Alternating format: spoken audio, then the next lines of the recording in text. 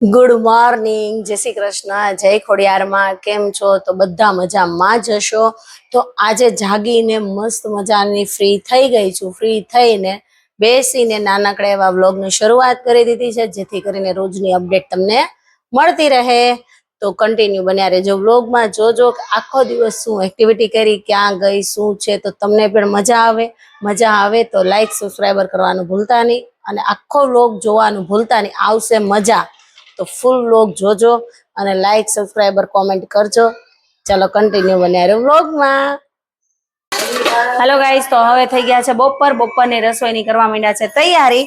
તો જો રસોઈની તૈયારી કરું છું. રસોઈમાં શું શું છે તો એના માટે વ્લોગ જોજો કન્ટિન્યુ, પૂરો વ્લોગ જોજો, તો જેથી કરીને તમને ખબર પડે કે મેં રસોઈમાં આજે શું બનાવ્યું હતું.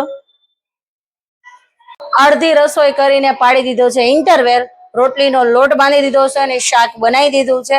હવે 5 મિનિટ પોરો ખાઈને ટાઈમ પાછો થઈ જશે રોટલી કરવાનો. તો આવું કોણ કોણ કરે છે કે અડધી રસોઈ કરીને ઇન્ટરવેલ કરીને પાછી રસોઈ કરે છે? કોમેન્ટ કરજો એટલે મને ખબર પડે. હું તો આવું જ કરું છું, કેમ કે અડધી રસોઈ કરીને પોરો ખાવાનો, પછી પાછી કરવાની. પોરો ખાતા ખાતા કામ કરવાનું મતલબમાં એમ. હા બેટા બોલો. પોરો ખાઈ લીધો? હા, પોરો ખાઈ લીધો. વાગી ગયા છે 12. હવે રોટલી ટાઈમ થઈ ગયો છે. દાદા આવી ગયા છે જમવા. જો થોડીક વાતની ડિસ્કસ થઈ ગઈ તો મેં કીધું હવે રોટલી કરી નાખું. મગર પછી ટેમ્પરેચર છે ને તડકા છે તપી જાય તો અમને તમારા મામાને ઘરે લાઈટ આમ લમક જમક લાઈટ છે ને, અમારે લાઈટ ફોટા પાડે. તમારા ઘર ફોટા પાડે, અમારા ઘર ફોટા. ફાઇનલી હું બેસી ગઈ છું જમવા માટે. જમવામાં એવું છે, ભરેલા કારેલાનું શાક છે. જો તમને બતાવું, ભરેલા કારેલાનું શાક છે, ખીચડી છે ને મારા મમ્મી છે ને જમવા માંડ્યા છે અને બટેટાનું શાક બનાવ્યું છે. તો ચાલો ગાઈસ, તમે પણ જમવા. હા બોલ ને બેટા. જમીન ન્યા કેમ બેઠા રહ્યા? હું વિચારમાં પડી ગયા. હું એમ વિચાર કરું છું કે શાક બહુ મસ્ત હતું ને, હવે ઓલી સામે ચોકડી બોલાવે છે. જાવું તો પડશે. તો એમ વિચાર કરું છું કે ઊભી થાવ અને હું ત્યાં જાઉં. તો હાલો, તમે પણ વાસણ ઉટકવા નવરા હોય તો હાલો. રમવા આવ્યા કે હુવા? અમે આવ્યા છે એ રમવા ને હુવા બધુંય કરવા. આ હું તો નથી, નકરો ફોન જોવે છે. હું એને કહું છું, સમજો મારા સામે જો તને માં વાલી ફોન વાલા. તો માં આવે તો ફોન કેમ જોઈ કે ચલા હે ઘડીક વાર જો ન પડે તો નકરો જો કરતો હોય ફોન. હેલો ગાઈસ, તો બપોર પછીનો આરામ કરીને ફાઇનલી હવે જાગી ગયા છે. જાગીને હવે શું કરીએ તો નીચે મમ્મીને લોકો ધોવા ગયા છે. તો ચાલો તમને પણ બતાવું કે મારા મમ્મીને સામેવાળા માસી પણ શેરી ધોવે છે. જો બધા શેરી ધોવે છે. અત્યારે આવા ટાણું થાય ને એટલે બધા છે ને શેરી. જો પપ્પા ઊભા છે, બધા શેરી ધોઈ નાખે. જો તપી હોય ને એટલે બધા મારા પપ્પાની ત્યાં છે ને રોંઢે જાગીને બધા આખી શેરી પાણી નાખી દે. મસ્ત મજાનું ઠંડી કુલ ચીલ કરી નાખ્યો ને શેરી. જો કરે છે ને, જો બધા સામેવાળા બેન ને આગળ ને જો અહીંથી ડાયરેક્ટ શેરી ફૂટે. જો ડાયરેક્ટ જ ચાલુ કરી દે. જો એસએમસીનું પાણી ચાલુ હોય ને એસએમસીનું એ નાખી દે. આ માસી જો અહીંયા ભરવા આવ્યા. જો આવું છે બોલો. જો આ ઉનાળો, ગરમી કાળઝાળ ગરમી છે. જો મારી છોટીઓ જો રમે સામે. જો એ પાસે ઊંધી સાયકલ રાખી ને ઊંધે કાંધ મંડાણો છે.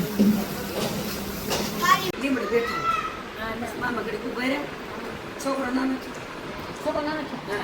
2-3 દિવસ થયા.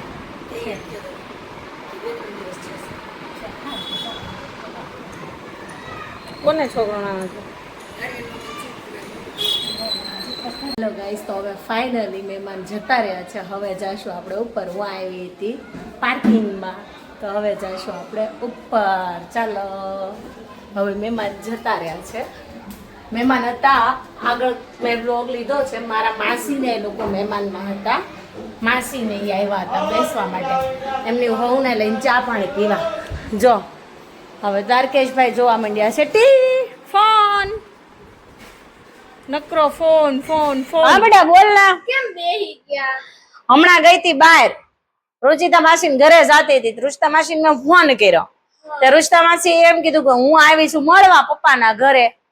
પછી બાને એમ કીધું કે બા હવે તે બાને પછી કીધું કે તો હાલો લક્ષ્મણનગર જાય.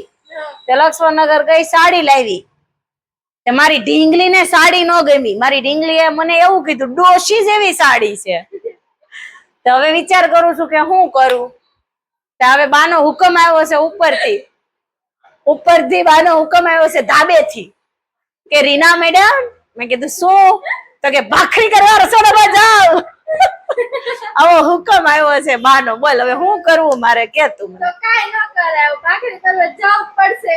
તો એટલે મેં કીધું 5 મિનિટ રહીને જાવ. તો પાછો હુકમ આવ્યો કે ભાખરી ફટાફટ કરી આવું છું એથી. મેં કીધું હારું હાલો જાઓ ભાખરી કરવા. તો ચાલો તમને પણ બતાવું ભાખરીની આજે રેસીપી. તો કન્ટિન્યુ બન્યા રહો વ્લોગમાં. હા બેટા બોલ ને. આવી ગયા રસોડામાં? હા બાનો ઓર્ડર આવી ગયો. લાય ભાખરી બની ગઈ. બા મને કે લાય ભાખરી બની ગઈ, મારે કેમ કાઢવી? મેં કીધું ભાખરી બનાવી નાખું ફટાફટ. આજે મેનુમાં એવું છે ભાખરી, રસ, અથાણું અને એવું છે શાક કાંઈ છે નહીં જમવાનું. એટલે મેં કીધું લાઈન ભાખરી કરી નાખું. બોલે બેટા. ભાખરીનો લોટ કેવો હોય? જો આપણે ઘંટીએ દળાવા જઈએ ને એટલે કેવો હોય એટલે કે તારે રેસીપી જાણવી છે કે તું એમને પૂછছো મને એ પેલા કે હા એમને પૂછું છું. તો રેસીપી નથી જાણવી ને રેસીપી છે ને એમના માટે બે પૂછું છું. એવું છે. જો ભાખરીનો લોટ હોય ને એ થોડોક આપણે જાડો દળવાનો હોય. જાડો હોય ને એને ભાખરીનો લોટ કહેવાય. પછી એને ચાળી નાખવાનો. ચાળીને એમાં મોણ નાખવાનું. મોણ એટલે કે તેલ. હું મોણ એટલે કે તેલ. તેલ નાખવાનું. તો આપણે છે ને એટલો ભાખરીનો લોટ છે ને મારી આમાં 5 ભાખરી થાય. કેટલી? 5. કેમ કે મારી ભાખરી હોય મોટી એટલે એમાં મેં 2.5 પાવડા તેલ નાખ્યું. કેટલું? મને તેલ વગરની ભાખરી ગમે નહીં. મોણ વગરની ભાખરી સારી ન લાગે. અને સ્વાદ અનુસાર મીઠું નાખવાનું. હું સ્વાદ અનુસાર મીઠું. ખારું ન થઈ જવું જોઈએ અને મોળું ન રહેવું જોઈએ. કેમ કે ઘણી વાર થાય મીઠા મોળી ભાખરી થાય. પછી મોણ ને કરી દેવાનું ભેગું. જો આવી રીતે હું કરું ની. જો તો આમાં જો આમ હરખું વ્યવસ્થિત રીતે કરતું જવાનું એટલે બધું મસ્ત થઈ જાય મિક્સ. તેલ મોણ, તેલ એટલે મોણ અને મીઠું મસ્ત મજાનું ભળી જાય.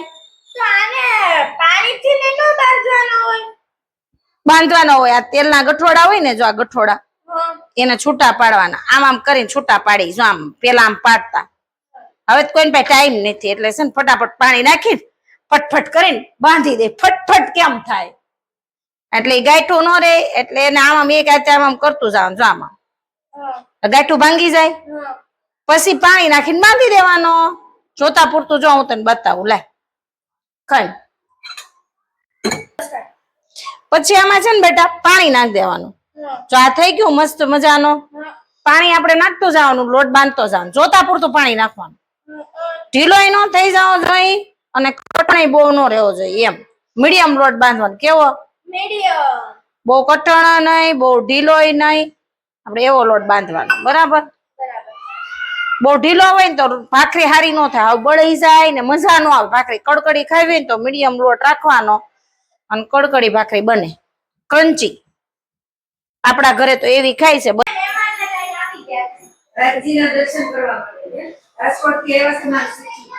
જો મમ્મી ના સખી આવી ગયા છે. સુંદર સાથ સખી. આ તો દર્શન માટે આવ્યા છે મમ્મી ના ઘરે. બસ જમવા બેસી ગયો છે. પરાયણ ખાવાનું થાય છે. જો તમે જોઈ શકો છો. બાકી મમ્મી એને જમી લીધું છે. મમ્મી તો જમીને અહીંયા ઉભા છે બેઠા છે એમનો. પાછા મમ્મી એમ કહે છે કે દ્વારકેશ તું તારી મમ્મીને ડીશ આપ. આવું કહે છે. જો દ્વારકેશ શું કહે છે? અને દાદા તો જમીન ઉભા થઈ ગયા પાણી પીવા માંડ્યા. હું ભાઈ મમ્મી ડીશ આપે એમ. હા તો આપો હાલો. તો ખાવો આપો. તો પછી મમ્મીને ક્યારે જમવાનું? વાહ રે વાહ. બધું ઠંડુ ના થઈ જાય? આપો હાલો. તો ચાલો કન્ટિન્યુ બન્યા રહો વ્લોગમાં. હું જમી લઉં. બાય. અત્યારે સુવાનું હોય તો આ ભાઈને છે ને દી ઉઈ ગયો છે. આ ભાઈ ચડ્યા છે રમતે. જોઈ શકો છો તમે. અય જાના શું કરે દ્વારકા અત્યારે? હવે એલા અત્યારે સુવાનો ટાઈમ થઈ ગયો છે. હવે હાલો સુવા હાલો રૂમમાં. જો મારા મમ્મી જો જાય છે સુવા માટે. મમ્મી સુવા જાવ છો? તો આને દિવસ સુઈ ગયો જો તો ભાણિયાને. જો ફાઇનલી મારા મમ્મી નીચે સુવા વઈ ગયા છે. હવે આને મારે કઈ હોવાનું છે ભાઈ? ઘડીક વાર રહીને મને તો બહુ નીંદર આવે છે, શું કરવું? જો ગાઈસ મારો સન છે ને એ મને એવું કહે છે કે તમે સૂઈ જાઓ, હું ત્યાં થોડીક વાર રમી લઉં.